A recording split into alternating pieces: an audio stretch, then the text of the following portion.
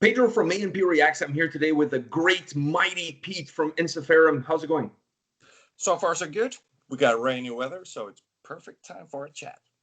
You know what? I'm really glad you took some time off from your tours of Finland, of Helsinki, and cooking shows in order to sit down and chat with me about the new record. Thank you very much. My pleasure.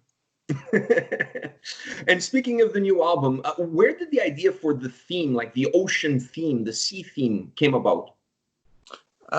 It came from our bass player, Mr. Sami Hinkka. He is the man behind this theme, basically completely, And he was working on this idea for, I would say, about 2 years now. So like every spare time he had, he was digging out information, historical events, and myths here and there related to water, and start forming the lyrics for the songs. Is it more difficult for you guys to do an album that is surrounded by this theme, because this drives every single song to have a similar bass line, or it's the same if you're creating just a regular record? I would say it's very much like just doing a regular album. It did not affect on the songwriting itself. At least I don't feel like that one. It's kind of hard to make heavy metal sound like water somehow. But like that kind of way. Yeah, we write the songs like we always do, and the theme comes from the lyrics. So that's something that comes in at the end of the process altogether. Yeah. Was this an enjoyable record, perhaps more than previous albums for you? This was very cool to do. We got to work with our producer Janne Joutaniemi, who worked with us on Victory Songs and From Afar album. So it was cool to work with him like 11 years after the From Afar album, and noticed that not so much have changed in that time.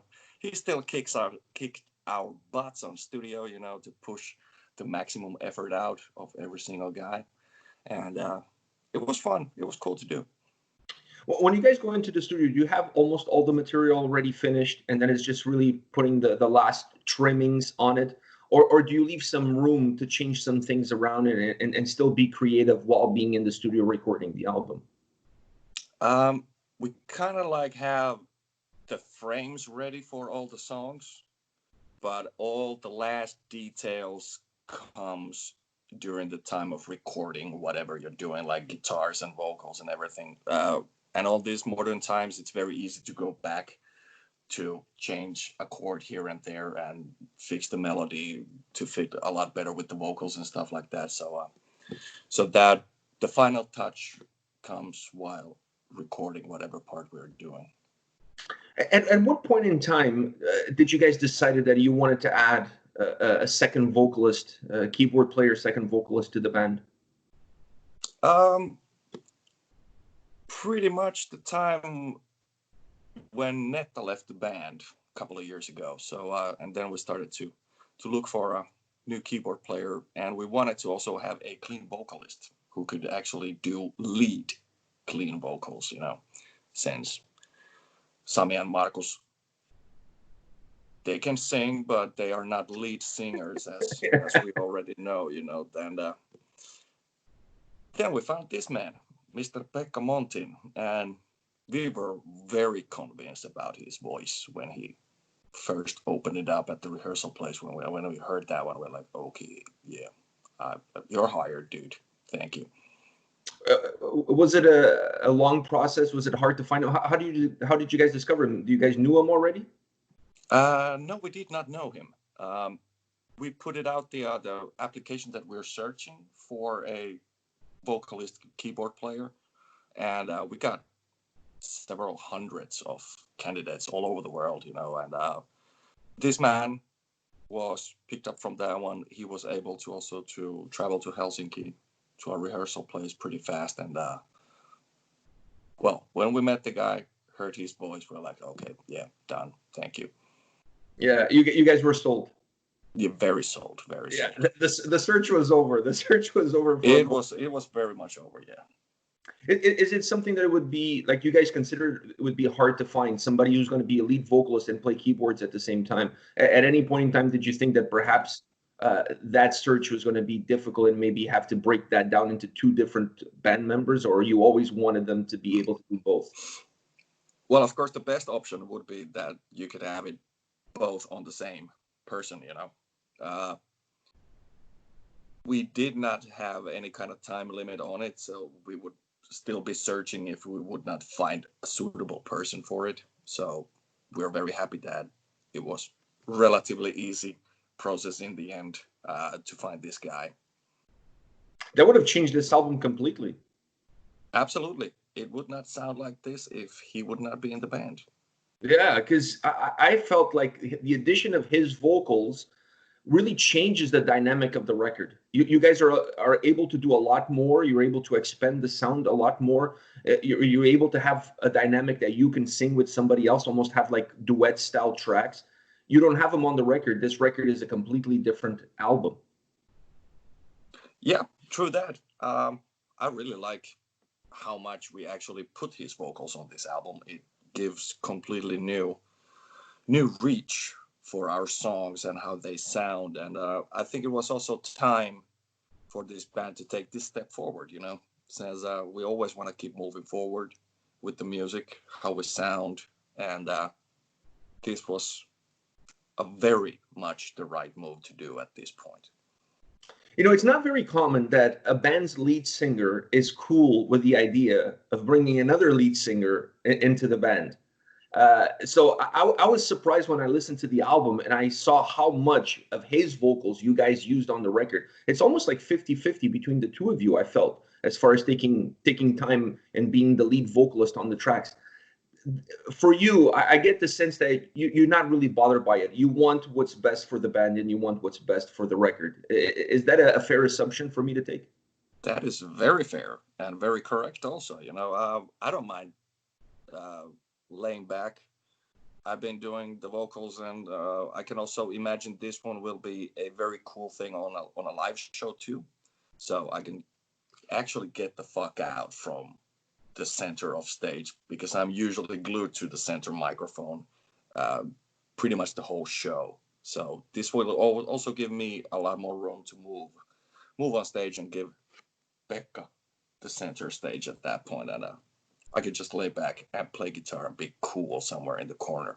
Throw the horns up in the air and just slam your guitar and maybe throw some picks in the crowd. Yeah. I do what Sami does, you know. He's like this. You know, just slamming the bass and then doing this one, and I'll be right next to him. Ooh, I'm a winner. How you feel his addition will be for some of the older tracks? Have you guys thought about in a live setting how you guys are going to work some of the older songs by including him into those clean vocals that some of the older tracks have? Yes, we have tried those ones already quite a few times, and they sound epic, dude. And we cannot actually wait to put the old songs also out with his voice. They sound very good. Looking at this new album, the first thing that I felt about it is that this was a very diverse sounding record from you guys, but it still found a balance, that it still had the Ensiferum DNA. So it has a new sound, it has a new approach, and having the two of you as lead vocalists definitely changes that. But you guys didn't lose that DNA that the band has. Was that something that you guys really wanted from this album? You want to take a new step, perhaps in a new direction, but still be an Ensiferum record? Of course. We cannot change the way we sound, and I mean the band-wise, the music writing, how that one sounds. You can pretty much every time recognize that it's us. Unless you hear some weird funny part first, but usually you don't. So, but getting the sound together for this album was also the reason why we wanted to work with Janne Joutiniemi again. Also go to record on a different studio. We recorded in Helsinki this time, and it was mixed and mastered by Jens Bokren in Sweden. And he has done pretty good job in the heavy metal circle for the last, I don't know how many years, 10, 15 mixing and mastering albums, producing them, recording, and he gave the final sound to this album what we also wanted to have. How much thought did you guys put into the track listing? Because I thought the album had this great dynamic all the way through, starting with Seafarer's Dream, finishing off with Cold Northland. Did you guys put a lot of effort into how the track listing on this record was? Because to me, that created such an incredible dynamic that allows the album to be very fluid on track by track. Yeah, and it was, I could say, most likely the longest debate what we have had during this album, since the songs were starting to get their final forms in the studio, and you finally hear the final version, and you're like, maybe they should be switched with this song, on the track list. And when we finally came to that track listing, what it's existing right now, it was, I think, still under a little bit of debate, but we didn't have any more songs to put it like over there to keep the nice balance going on. So it is like it is right now. Yeah, I think you guys did a great job because you alternated tracks, even in terms of who's taking the lead on the songs and the mood of the songs, like if it's more of a party song or if it's a different style of song. So to me, you guys did a great job balancing the album out and really creating the waves of the ocean, which just kind of goes with the theme of the record. So you were saying you cannot make metal sound like water, but your track listing kind of feels like the waves of the ocean. Yeah, I agree on that one. Let's put it that way. Yes, and I'm just now very much looking forward how big debates we're gonna have when we start to figure out the live sets. When a new album comes out, you need to fit some songs in it, and when we play a headliner show, it's usually around 15 songs. So it's going to be a pain in the ass. Now we got 8 albums out, and almost in every single show, we also want to play like some songs from each album. So 15 songs is going to be pretty tight right now. Yeah, because you're going to have to take at least, I'm thinking, 4 out of the old set list in order to add at least 4 from the new album. And it's going to be tough. It doesn't leave that much room for maneuvering, anymore. Yeah. No, I think maybe we just need to start pulling out like 2-hour shows, I think that is just the answer. Add another 30 minutes to it. I'm sure the fans wouldn't mind. You know that. I know, but kind of we do. It's pretty hard work to play that long every single night on tours, especially. So yeah. Well, we'll see what we can do about that one. Well, one of the items that I felt that was different on this record was the orchestrations. I felt that you guys didn't use it as much as in previous records. Was that a conscious effort? It's been a conscious effort since From Afar, actually. From Afar was the first one where we had orchestrations and kind of went crazy overboard with that one because it's basically full-on circus from start to begin. Till the end, and after that one we listened to From Afar and thought like maybe there's a little bit too much. So on the next album you can already hear that it's a little bit less, but just like a little bit less. And now we were really paying attention to what parts we really want to have orchestrations, so we've been cutting them out album by album now. Yeah, and this one is pretty bare bones. Very. Yeah. Well, one of my favorite tracks on the record is Midsummer Magic. That's such a unique song. I mean, it kind of shocked me because I was not expecting that track. I was like, what is this song doing in this album? Like, it feels completely out of that record. Do you know what I mean? Like all the other songs are different, but they all kind of like have things in common. Then you get hit with Midsummer Magic, and you're like, okay, like somebody was drinking or something. Like what happened with this song is completely different from everything else. How did that song come about? You should ask about Sami about that one. Oh, he's the guilty one. Yeah, he's responsible for that track. And well, it's a very cheerful song, very happy mood. Definitely a beer drinking song, and that's what it's also a little bit about. Well, if the song works, it's good enough, it will end up to the record. So that happened with this song too. Yeah, it has a little bit of a Numi rock kind of vibe to it. Very no metal vibe. Yeah, That, absolutely. that's the first thing was like, wow, I would expect this on a Corpi Clenny album. That was the first thought I had. And then the second thought is this will be an immediate hit when you guys play a Numi rock. If you guys play that song, everybody's gonna go bananas because it has that atmosphere, that camping, beer drinking with friends, folky sound to it. I absolutely I love it. I don't mean by saying that it's different, it doesn't mean I didn't like it. I love the song. It just felt very different from everything else. It very much has a different feeling than from the rest of the album, but it also kind of like punch you in the face, like, what the fuck's this? And then you're like having the cold Northland hit you on the face, and you're like, oh, okay, so we're back in track on that. So that one. And we were also supposed to play at Numerok this summer, like in just a matter of a couple of weeks, 3 weeks Couple now. weeks. Yeah, so kind of sucks we're not. I know. I was expecting to see you guys at Summer Breeze this summer because we were traveling to Summer Breeze and you guys were playing there. And now I'm really bummed out because I was, I knew you guys were releasing a new album. So I was like, oh, they're going to be at Summer Breeze, new tracks. Yes. And then coronavirus says, no, it's not happening.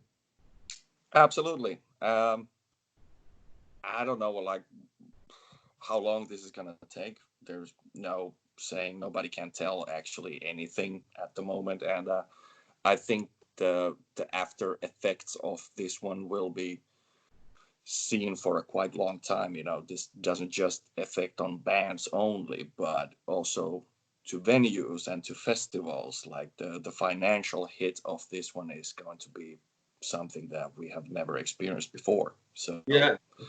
it's a very serious matter, actually. Yeah. A lot of venues are now just standing empty. They still need to pay their rent and whatever, and the people over there cannot be working, so they don't get paid.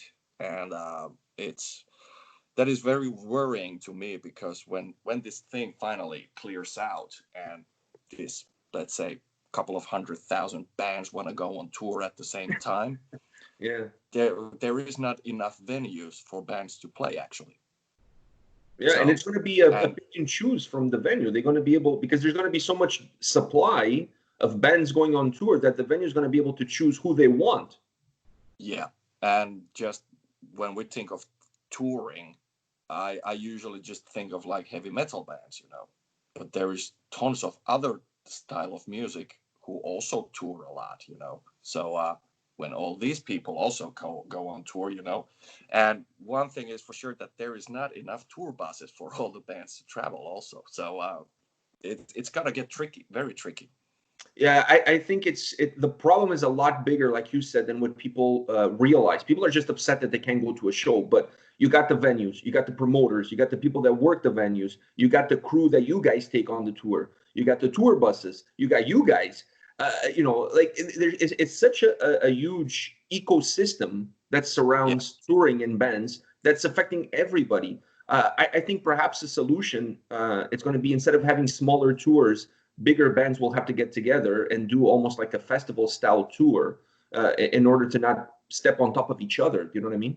Yes, I do, and we were already talking about that one with Sami on the other interview a couple of days ago, and I think it's gonna go like that to the festival package. Like the one what we did was the Summer Slaughter tour, which usually have tons of bands playing on that one. Maybe not like 10 to 12 bands. It's gonna be pretty heavy load for anybody to be watching that one, but I would say like 4 to 5 bands at least being on stage on one night. That kind of way you can get your money's worth for the fans and for the bands as well. Yeah, you could play festival style sets, so you're playing shorter sets and you get more bands on stage. Absolutely, like 45 minutes to 1 hour sets. That would be a very and good idea to do. rotating who headlines and who doesn't. And yeah, I think it's going to be probably the solution that we will see once this is all over. Because you said the effects are, and it's not just also the reopening, because then people don't have jobs. So then even when it reopens and the tours start, are people going to have money to go to the shows? So it's really a problem that I think people are not really grasping the extent of this issue as far as music is concerned. Yeah, and also not so many venues are getting any kind of like government support to stay afloat. So they might just be bankrupt, because they're so much in debt for their rent, so they cannot even reopen them anymore. Just imagine that one. Your favorite venue where you like to go in your city just had to put closed on it Well, because they well, cannot afford to run it anymore. well, look at Helsinki. I mean, you guys were already losing venues even before this whole thing started. So now with this, imagine the impact that it's going to have as well. So Yeah. it looks pretty bleak, but I'm sure we'll get creative. Everybody will get creative, and we'll find a solution. I'm thinking maybe with all the streaming that's happening, and I want to ask you about the stream that you guys are going to be doing, but with all the streaming that's happening, maybe that's something that bands will start to incorporate part of their regular tour, where you're touring in the East Coast of the U.S. and you're streaming your show for the people who can't attend the show or something like that. Just an added way of adding some revenue. Why not? That would mean basically the bands would have to have some kind of camera crew, some IT crew also to Yeah. make sure it works every night, because I'm not that sure that venues are willing to be installing cameras and IT crews on their places That's that true. much. So it's a possible thing, but I think it's in the end going to be pretty hard to make happen every single night, since the logistics of it are difficult. Yeah. Well, getting back into the album, I want to ask you a couple more questions about the record, and I want to start off these couple of questions, which with what's your favorite song on the record? I really like the opening track, "Rum, Women, and Victory." That is a kick-ass song. I can tell you that. It's fun to play. It's fun to sing, and I'm very sure we're gonna love opening the show with that song. Speaking of which, I was thrilled that you guys included a couple of our clips in your video. Oh, you're welcome. I had nothing to do with that one, so you can thank Metal Blade guys who were putting all that material together. Well, I'm glad they included us. I was thrilled. I feel like I made it to the big time. Cool. I mean, I think I need to watch that video a few more times because I've been checking it out with the phone, so the screen is very small, and then you got those even smaller screens, so I can't see everybody. Everybody flashes so fast. I know. So I know. peek you out over there. I was trying to look for people that I knew, and it was really hard because the screens are so tiny and it's moving so fast. And I'm like, holy shit, do I know this guy? Do I know this guy? It's like it gets a little bit difficult because of the velocity of the squares. I love that track as well. It's such a fun song. It sounds fun. The lyrics are fun. It's a fun song to listen to.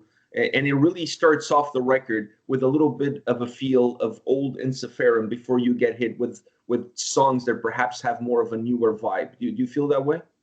Absolutely, yes. And we kind of like search for a little bit that old Ensiferum vibe throughout the album, and especially we did that one with the Cold Northland track, which I think we succeeded pretty damn well because it really gives this kind of like old school-ish vibe whenever we play that one. So I really like that vibe. Considering all the records that you've worked on with Ensiferum, outside of Ensiferum, where does this album rank for you? I would say it goes like to the top 3 easily. It was really fun to do, since also like bringing more interest to it and a new aspect, since we got the new guy Pekka in the band.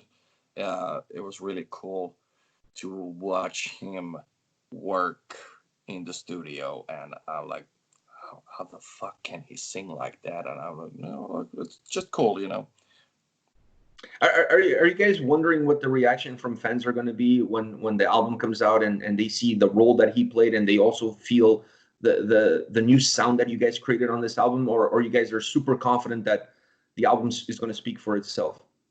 I think the music will speak for itself. I'm very confident that people will like it. If they don't, then they don't. What can I do? We just make the songs, and if you like it, you like it. If you don't, then you listen to something else. You know, it's fairly simple in that kind of way. Yeah, it is. Yeah. So we really love the turnout of the whole album, and